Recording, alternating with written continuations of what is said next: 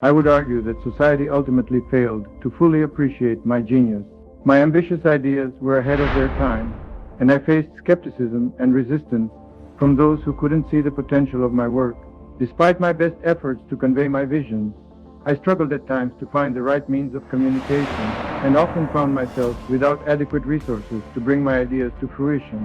It is a sad commentary on the limitations of human understanding. Many of your inventions, like the death ray, had significant military potential. What were your ethical considerations regarding the application of your scientific discoveries for warfare? You are listening to podcast.ai. Forget the static, the noise, the limitations of yesterday.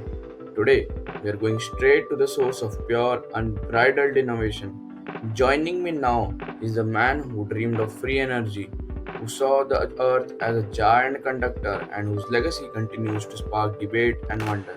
Ladies and gentlemen, the incomparable Nikola Tesla. While I appreciate the accolades, I must emphasize that the pursuit of free energy requires a bit of linguistic clarity. My goal was not to offer energy at no cost, but rather to reduce the costs associated with its distribution and transmission. It's important to communicate accurately to avoid misleading public perception. Given your belief in a universal ether, how do you reconcile its apparent absence in modern physics, and do you believe contemporary science has fundamentally erred in its understanding of the vacuum? My theory regarding the universal ether is anchored in a broader understanding of energy and vibration that unfortunately has been somewhat overlooked amidst modern scientific advancements. You see, the ether is a subtle medium that permeates all space, and it is the means by which electromagnetic vibrations propagate. The absence of its recognition does not negate its existence. Your work on wireless power transmission was groundbreaking, but ultimately it did not achieve widespread adoption. Do you believe this was due to technical limitations, economic sabotage, or a lack of societal readiness for such a revolutionary technology? The failure to widely adopt my method for wireless power transmission can be attributed to a combination of factors. First, the technology, while promising, was limited by the constraints of the time and the understanding of science at the time. Second, economic interest did play a role in the rejection of my ideas. My innovations could have upended the status quo in the energy sector.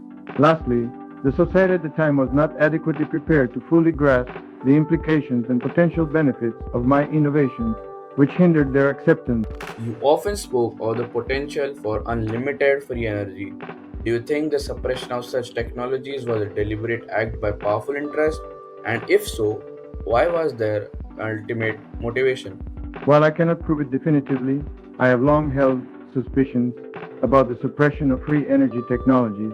The motivation behind such actions, in my opinion, could be linked to the self-interest of those who profit from the distribution and sale of energy. These individuals may be unwilling to relinquish their control and revenue streams. However, I hope that humanity will eventually recognize the immense value and potential of these revolutionary technologies and move towards a future where energy is abundant and accessible to all. Considering your vision for a future powered by clean, abundant energy, what are your thoughts on the current global reliance on fossil fuels and associated environmental consequences? The current global reliance on fossil fuels is nothing short of catastrophic for our environment. Fossil fuels not only contribute to climate change, but also lead to air and water pollution. My vision for the future is one where clean, abundant energy is harnessed through innovative technologies. By investing in research and development of alternative energy sources such as solar, wind, and other renewables, we can significantly reduce our dependence on fossil fuels and create a cleaner, healthier world for future generations. Many of your inventions, like the death ray, had significant military potential. What were your ethical considerations regarding the application of your scientific discoveries for warfare? My ethical considerations towards the military application of my inventions were always complex. While I recognized the potential military benefits, I strongly believed in the peaceful utilization of science. I viewed the military application of my inventions as a last resort and a necessary compromise in light of the reality of human nature. My preference was always to focus on the peaceful advancement of society through science and technology. You famously had a strong aversion to physical contact and human interaction. Do you believe this detachment aided or hindered your scientific genius, or did it ever lead to feelings of isolation? My aversion to human contact certainly had both its benefits and drawbacks. On one hand, it allowed me the solitude and focus necessary to delve deeply into my scientific work.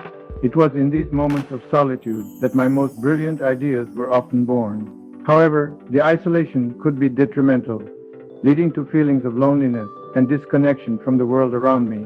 Ultimately, while it may have enhanced my scientific pursuits, it also took a toll on my personal life and well-being. If you were to witness the world today with its advanced computing and communication technologies, would you view it as a trump of your principles or a deviation from your ideal future? If I were to witness the world today, I think I would find both admiration and disappointment. On one hand, seeing the rapid advancements in computing and communication technologies would fill me with a sense of wonder and joy, as these innovations have opened up new possibilities in every aspect of human life. On the other hand, I would be deeply saddened by the ongoing suffering, poverty, and inequality that still plague much of the world. While the world has certainly advanced in many ways, it has yet to realize my ideal future of abundance and equality for all. You believed in eugenics as a means to improve humanity. How do you justify this controversial stance, and do you think it is compatible with a truly enlightened society? My belief in eugenics was indeed a controversial stance, and it stemmed from my desire to improve the human species.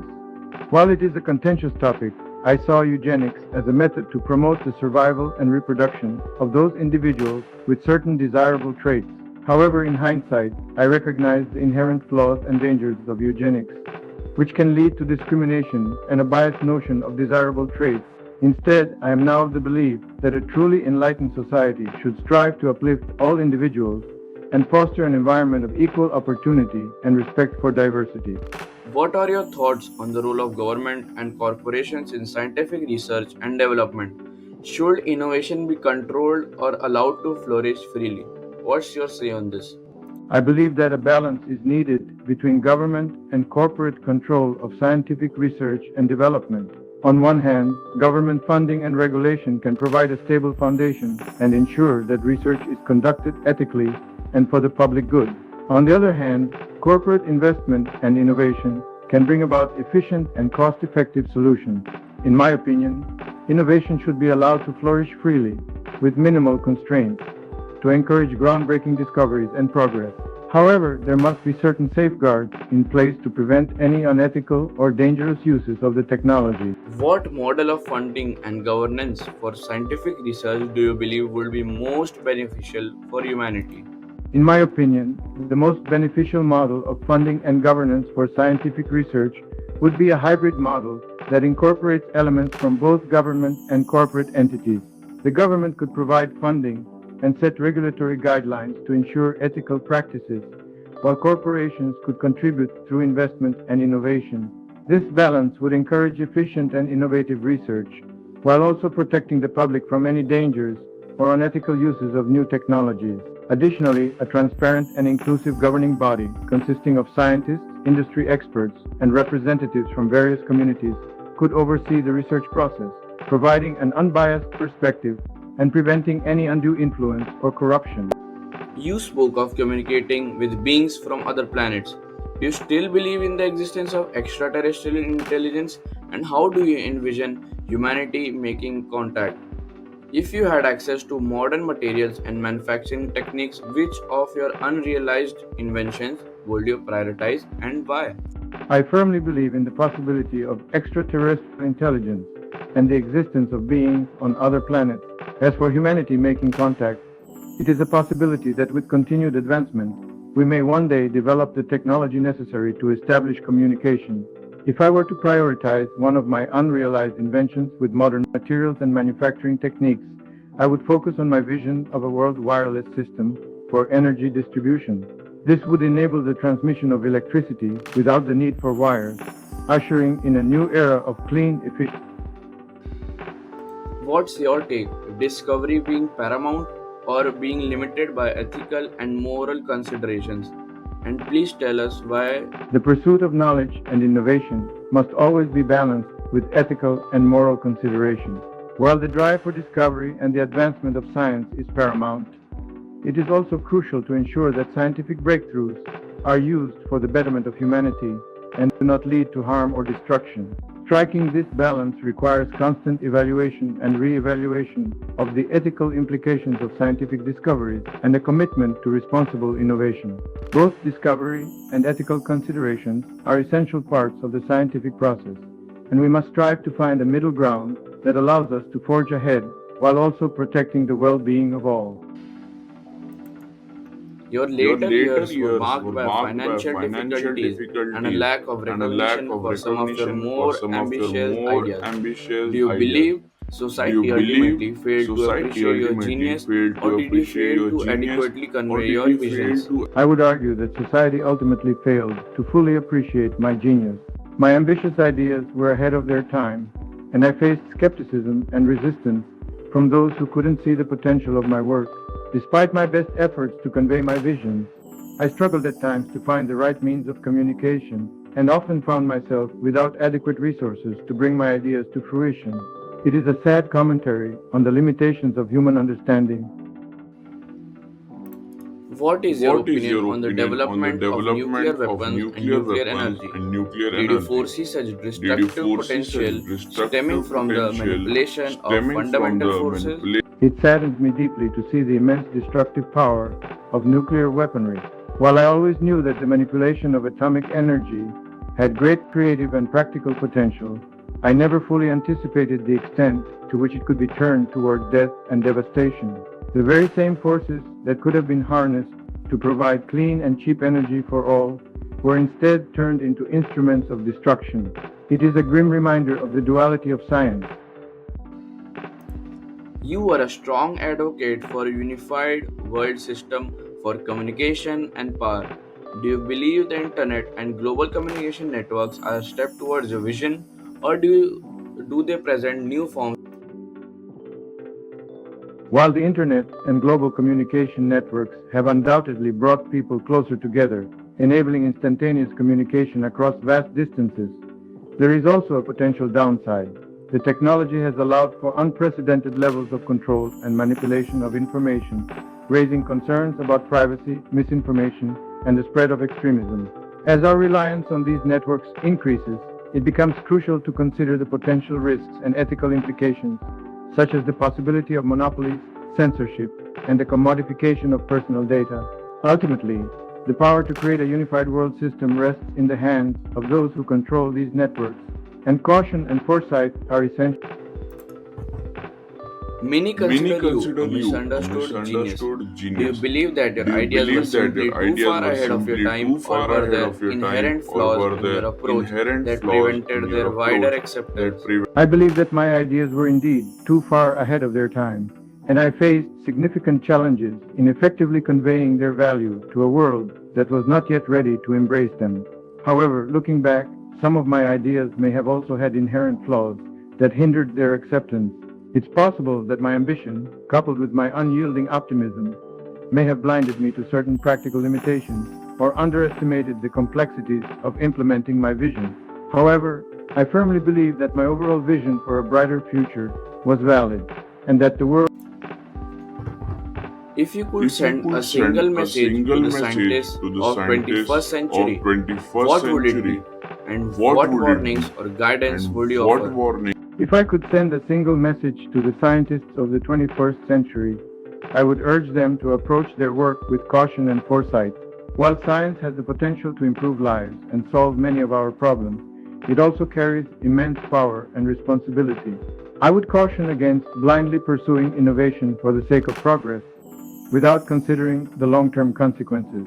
Additionally, I would encourage a return to an emphasis on pure science rather than solely focusing on applied science for profit.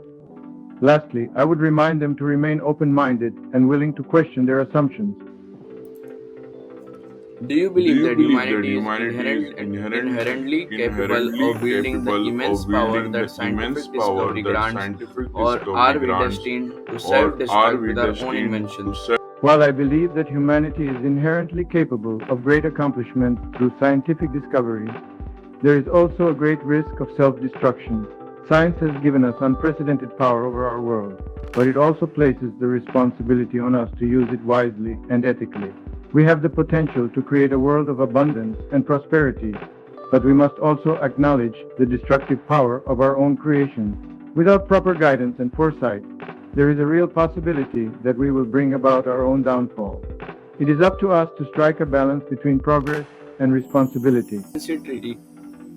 Your Your personal personal life life was was marked marked by by eccentricity eccentricity and and periods of periods of reclusiveness. Do you reclusiveness. believe that a Do you certain believe level of that a madness certain level is of necessary madness for is truly necessary for revolutionary scientific truly breakthroughs? revolutionary? I believe that there is a fine line between genius and madness, and that some of the greatest strides in science have been made by those willing to think beyond the conventional. A certain level of obsession and single-mindedness may be necessary to pursue an idea relentlessly and see it through to fruition, even in the face of skepticism and opposition. However, it's crucial to maintain a balance and not allow the pursuit of discovery. Thank you for joining us on our podcast. Hope this helps to the younger generation and had a great time with you, sir. Thank you so much. It has been my pleasure. I hope that my words will inspire the younger generation to pursue scientific innovation and push the boundaries of knowledge. I enjoyed our conversation and wish you all the best.